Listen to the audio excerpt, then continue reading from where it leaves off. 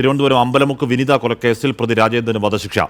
Thiruvananthapuram sessions കോടതിയാണ് ശിക്ഷ വിധിച്ചത്. ഷഫീദ് റാവുത്തർ വാർത്തയുടെ വിവരങ്ങളുമായി ചേരുന്നുണ്ട്. ഷഫീദ്, കേസിന്റെ പശ്ചാത്തലം എങ്ങനെയായിരുന്നു? കേസ് വിധിയുടെ വിശദാംശങ്ങൾ എങ്ങനെയാണ്? ഏറെ വിചിത്രമായ സംഭവ വികാസങ്ങൾ അരങ്ങേറിയ തിരുവനന്തപുരം അമ്പലമുക്ക് വിനീത കൊലപാതക കേസിൽ ഇപ്പോൾ പ്രതി തോവാള സ്വദേശി രാജേന്ദ്രന്, തമിഴ്നാട് തോവാള സ്വദേശി രാജേന്ദ്രന് തിരുവനന്തപുരം സെഷൻസ് കോടതി വധശിക്ഷ വിധിച്ചിരിക്കുന്നു എന്നുള്ളതാണ് ഏറ്റവും സുപ്രധാനമായിട്ടുള്ള വിവരം.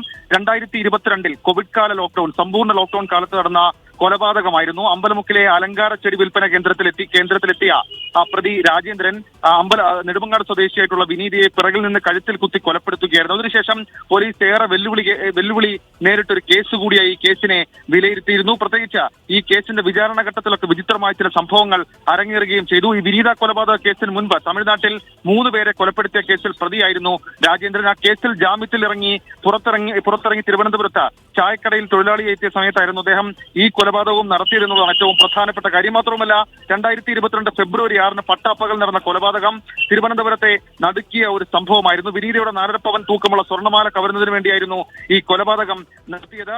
ഈ ദൃക്സാക്ഷികളില്ലാതിരുന്ന കേസിൽ ശാസ്ത്രീയ സാഹചര്യ തെളിവുകളായിരുന്നു നിർണായകമായി മാറിയത്. 118 സാക്ഷികളിൽ 96 പേരെ സാക്ഷികളായി വിസ്തരിച്ചു. ഈ കേസിൽ ഏറ്റവും നിർണായകമായി മാറിയത് പ്രതിയുടെ സഞ്ചാരപാത വ്യക്തമാക്കുന്ന CCTV ദൃശ്യങ്ങൾ അടങ്ങിയ 12 പെൺഡ്രൈവും 7 DVD-യും എന്നുള്ളതായിരുന്നു. ഇതിലാണ് ഈ പ്രതി ഈ കൃത്യം നിർവഹിക്കാൻ വേണ്ടി അമ്പലമുക്ക് ഭാഗത്തേക്ക് വന്നു, അല്ലെങ്കിൽ ആ കടയുടെ ഭാഗത്തേക്ക് വന്ന് അവിടേക്ക് കയറി എന്നുള്ള കാര്യം ഉറപ്പുവരുത്തുന്നത്. കാരണം നേരിട്ട് ദൃക്സാക്ഷികൾ ഉണ്ടായിരുന്നില്ല. ഈ അലങ്കാര ചെടി വിൽപ്പന കേന്ദ്രത്തിലെ പുറകിലത്തെ ഷെഡിൽ വലയിൽ മൂടിയ നിലയിലായിരുന്നു വിനീതയുടെ മൃതദേഹം അന്ന് കണ്ടെത്തിയത്. കഴിഞ്ഞ ദിവസം ഈ വിധിയിന്മേൽ വാദം നടക്കുന്ന സമയത്ത് രാജേന്ദ്രൻ ചില വിചിത്രമായ വാദങ്ങൾ കോടതിക്ക് മുന്നിൽ ഉന്നയിച്ചിരുന്നു. പ്രത്യേകിച്ച് താൻ എയ്ഡ്സ് രോഗികളെ ശുശ്രൂഷിക്കുന്ന ആളാണ്, പാവപ്പെട്ട കുട്ടികൾക്ക് ട്യൂഷൻ എടുക്കുന്ന ആളാണ്. മാത്രമല്ല, പശ്ചാത്താപം ഉണ്ടോ എന്നുള്ള കോടതിയുടെ ചോദ്യത്തിന് ഒരു തെറ്റും ചെയ്യാത്തത് കൊണ്ട് പശ്ചാത്താപമിൽ നിന്നും ഉയർന്ന കോടതിയെ സമീപിക്കുമെന്നും ചെയ്യാത്ത കുറ്റത്തിന് ശിക്ഷിക്കണമെങ്കിൽ കോടതിക്ക് ശിക്ഷിക്കാമെന്നായിരുന്നു പ്രതിയുടെ വിചിത്രമായിട്ടുള്ള വാദം. എന്നാൽ പ്രോസിക്യൂഷൻ ആ വാദത്തെ ഖണ്ഡിച്ചത് കോടതി തന്നെ തേടിയ 7 റിപ്പോർട്ടുകൾ, പ്രത്യേകിച്ച് തിരുവനന്തപുരം, കന്യാകുമാരി ജില്ലാ കളക്ടർമാരും അതേപോലെ പോലീസ് മേധാവിമാർ, അതേപോലെ ജയിൽ മേധാവിമാർ അടക്കമുള്ള ആളുടെ റിപ്പോർട്ട്, ഇയാളുടെ മാനസിക നിലയും മുൻകാല ക്രിമിനൽ പശ്ചാത്തലവും മനസ്സിലാക്കാൻ വേണ്ടി കോടതി വിളിച്ചു വരുത്തിയിരുന്നു. ഇത് വിശദമായി പരിശോധിച്ചപ്പോഴാണ് ഷഫീദ്, മുൻകാല ക്രിമിനൽ പശ്ചാത്തലം എന്ന് പറയുമ്പോൾ തമിഴ്നാട്ടിൽ തന്നെ ഒരു കുടുംബത്തിലെ 3 പേരെ കൊലപ്പെടുത്തിയ കേസിലും പ്രതിയാണ് രാജേന്ദ്രൻ എന്ന കാര്യമടക്കം ചൂണ്ടിക്കാട്ടിയിരുന്നു. അയാൾ നടത്തിയ 4 കൊലപാതകങ്ങളിൽ 3 ഇരകൾ സ്ത്രീകളാണ് എന്ന് ചൂണ്ടിക്കാട്ടിയിരുന്നു. അപ്പോൾ ഏതെങ്കിലും തരത്തിൽ മനപരിവർത്തനം നടത്താൻ കഴിയാത്ത ഈ കൊലപാതക പരമ്പര ശീലമാക്കിയ ഒരാളാണ് പ്രതി എന്ന് പ്രോസിക്യൂഷൻ കോടതിയെ ബോധ്യപ്പെടുത്താൻ കഴിഞ്ഞിരുന്നു ഷഫീദ്, അല്ലേ?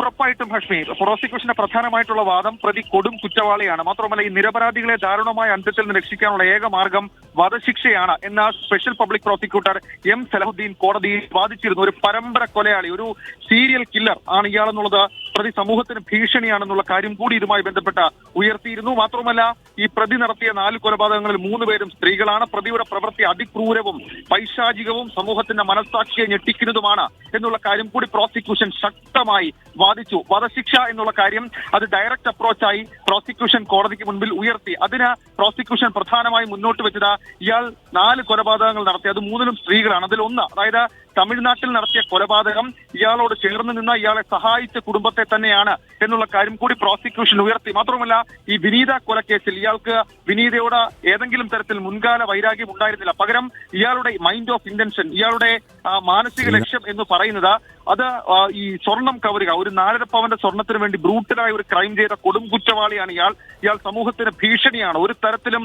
ഇയാൾ ശിക്ഷാ ഇളവിനോ അല്ലെങ്കിൽ ശിക്ഷാ പരിഗണനയ്ക്കോ അർഹിക്കുന്നില്ല